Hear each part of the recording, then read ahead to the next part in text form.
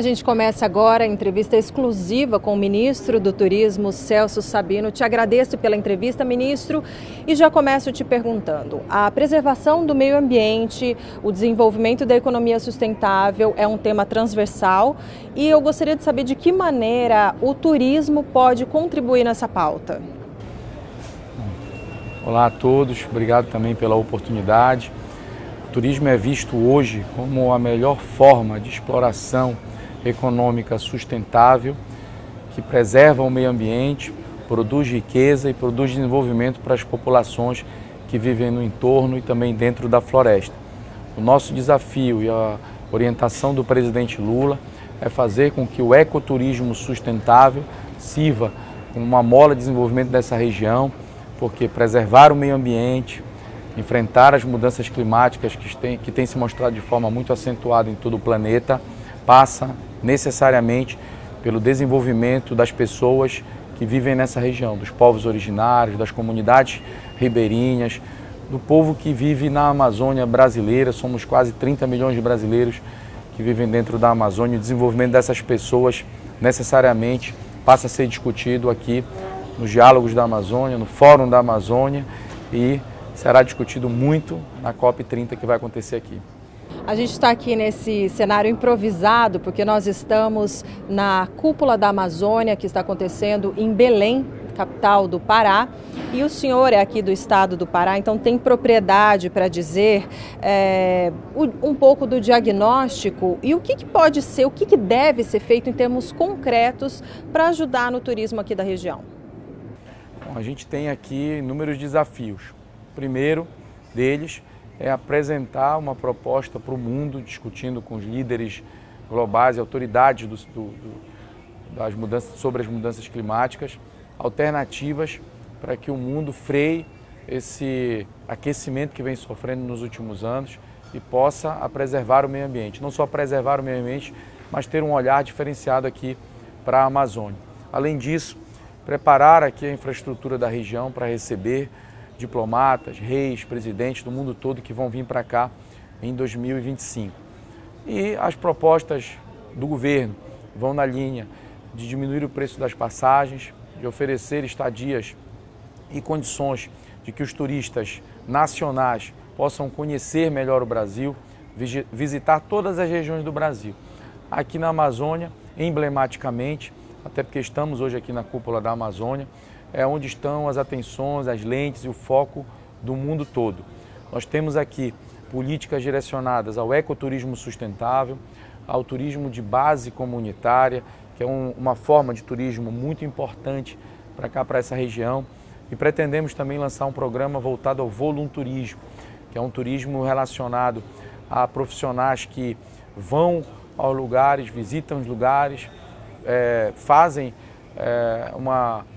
um empreendimento turístico, né, de conhecer, de visitar, e ao mesmo tempo deixam a sua experiência, deixam alguma coisa relacionada à sua profissão nesses lugares. Exemplo de odontólogos, de médicos, de profissionais da área econômica, de experts em empreendedorismo, que ao mesmo tempo podem visitar, conhecer o lugar, mas podem também deixar ensinamento, um atendimento, um tratamento para as pessoas daquele lugar. Isso é volunturismo, vocês vão ouvir falar muito sobre isso ainda.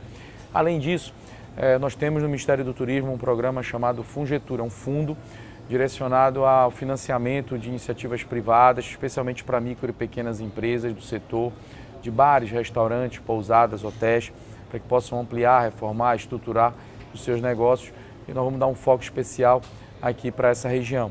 Temos também o BNDES, que tem linha de crédito nesse sentido, e aqui o BASA e a Sudan, possui os fundos condicionais, que também tem linha de créditos e destinações específicas para o setor do turismo. O objetivo é desvendar novos destinos, apresentar o Brasil para os brasileiros e fazer do turismo uma forma de exploração econômica sustentável e desenvolvimento dessa região. O senhor mencionou a questão de conseguir viabilizar passagens mais baratas para os trabalhadores, aposentados, empregadas domésticas. Como o presidente Lula disse, o senhor assumiu o Ministério do Turismo recentemente. Tem um mês já? Completou um mês? Ainda não. Ainda não. Não tem nem um mês, mas já recebeu essa missão do presidente Lula. E eu gostaria de entender em termos práticos em que momento dessa missão o senhor está. Nós temos dois desafios importantes para fazer com que o turismo represente um novo pré-sal para o Brasil. Um deles é a atração de turistas estrangeiros. Isso passa por uma melhor promoção do Brasil nos destinos que possuem conexão com o país e também pela ampliação da conectividade, especialmente aérea, com os principais hubs globais, um foco muito significante na América do Sul, que é hoje o nosso principal emissor. O segundo é fomentar o turismo interno, fazer com que o brasileiro conheça o Brasil. Infelizmente, são poucos brasileiros que fazem turismo dentro do Brasil. E hoje, um dos principais gargalos é o custo das passagens aéreas. Por orientação do presidente, nós já estamos fazendo um trabalho interministerial envolvendo a Petrobras, o ministro de Portos e Aeroportos, o ministro de Minas e Energia e o Ministério do Turismo. E logo, nos próximos dias, nós vamos, através de uma parceria também com as companhias aéreas, o setor privado, vamos apresentar ao presidente uma proposta de um pacote que vai proporcionar a redução dos preços das passagens aéreas e uma maior quantidade de oferta desse produto para os brasileiros. Mais voos regionais, por exemplo? Mais voos regionais, mais voos interestaduais, maior oferta e mais redução e uma maior redução no preço das passagens aéreas para possibilitar que o brasileiro possa viajar mais. Isso é lato sensu para todos os cidadãos brasileiros. Porém, nós também estamos desenvolvendo, será lançado nos próximos dias, alguns programas governamentais que vão ofertar passagens aéreas ainda mais baratas e também hospedagens com preços bem justos para algumas categorias específicas. Vou antecipar aqui, trabalhadores de mais baixa renda, empregadas domésticas, taxistas, trabalhadores da construção civil e também para aposentados. Aplicativos, motoristas de aplicativos? Motoristas de aplicativo e também aposentados. E aí beneficiários, por exemplo, de programas sociais? Bom, são duas coisas diferentes que eu falei. A primeira é baratear de uma forma geral o preço das passagens. Além disso, nós vamos ter programas que inicialmente vão atender aos trabalhadores de mais baixa renda e os aposentados. Esses programas vão permitir que o trabalhador adquira passagens por um preço ainda mais baixo e também hospedagem. São aquelas passagens que o presidente Lula havia dito, prometido, passagens a R$200? O ministro Márcio França tem trabalhado nesse programa chamado Voa Brasil e nós vamos fazer um programa amplo que vai, junto com o ministro Márcio França, ofertar passagens a um preço bastante justo e também hospedagem. Interessante esse estudo que os senhores estão fazendo, porque desde a campanha o presidente Lula falava assim, falava para as companhias, para os empresários, vocês alegam que o problema é o preço da querosene de avião. E não necessariamente. Nesse diagnóstico que os senhores estão fazendo, qual que é o principal problema, se é que dá para a gente eleger para as passagens serem tão caras? As companhias aéreas no mundo todo, elas passam por muita dificuldade financeira. A pandemia, praticamente muitas pararam as atividades.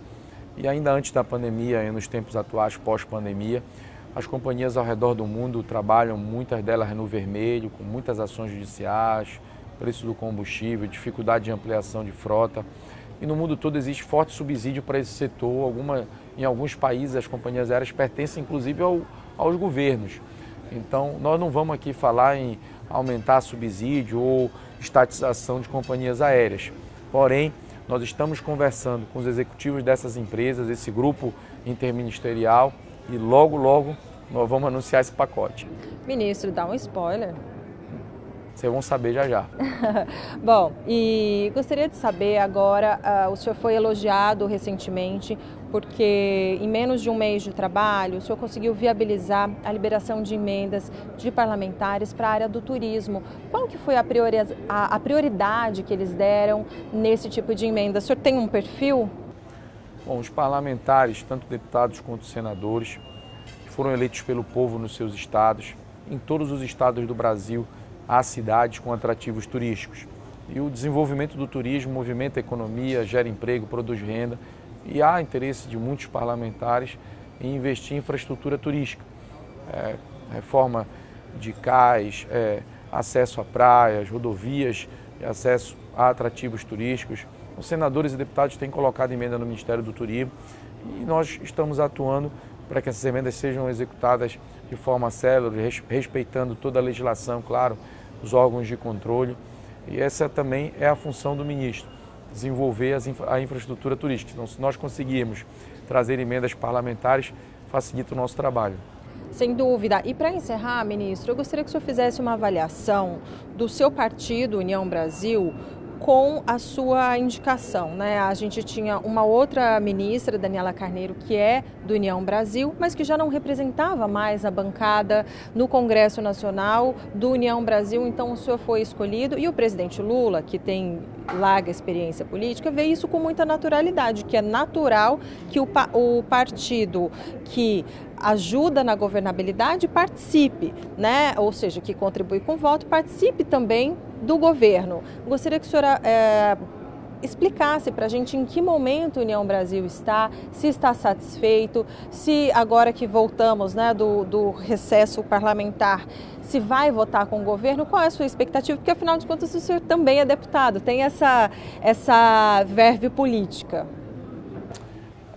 Eu vejo que a União Brasil, assim como o Republicano, como o Partido Progressista, partidos ali do Centro Democrático, tem contribuído com o governo, votado as matérias importantes para o governo do presidente Lula. União Brasil, por exemplo, foi o partido que mais votou favorável, ficando atrás apenas do PT, em matérias como arcabouço fiscal, reforma tributária, reorganização dos ministérios. Então, enfim, a União Brasil tem votado favorável àqueles projetos que entende que são importantes para o Brasil. Eu penso que o segundo semestre o partido deve acompanhar o mesmo pensamento do primeiro e vai seguir acompanhando o governo nas votações que entender que são importantes para o Brasil.